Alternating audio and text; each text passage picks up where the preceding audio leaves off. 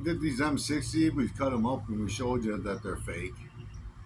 And I wanted to see if I can't make a firecracker out of an M60. So here's one right here that I wrapped with flour paste, flour and water, make a nice clay, wrapped it up. This one's got a lot more than this one right here that I've already taped up. So we're going to compare the M60 to the firecracker to what I'm calling the Z60, which should pack a pretty loud bang. So, all right, let's do it.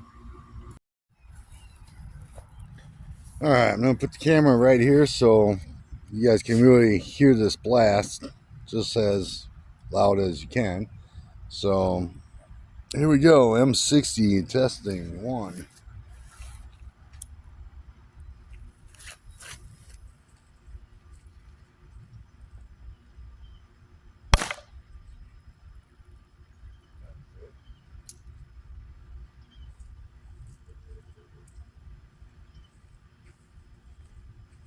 Okay, I don't know if anybody's heard that. I sure the hell didn't, because it wasn't very loud at all. Firecracker, silver salute, Phantom.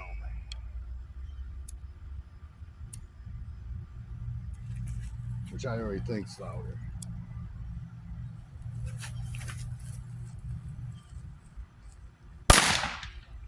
Way louder. That's the firecracker by itself. Way louder.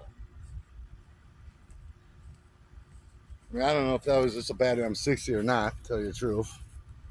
I think that was a bad one because I think they were louder. At least one of them was. All right.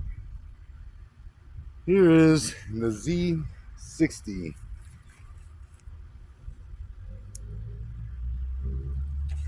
Oh.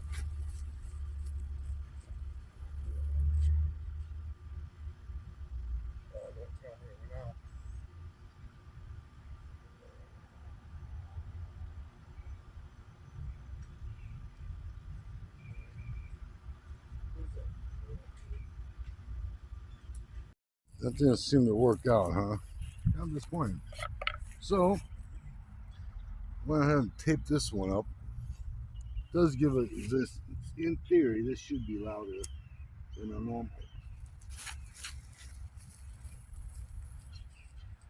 Is that louder? And there you have it. What was that? That was the taped one. And definitely louder. So there you have it.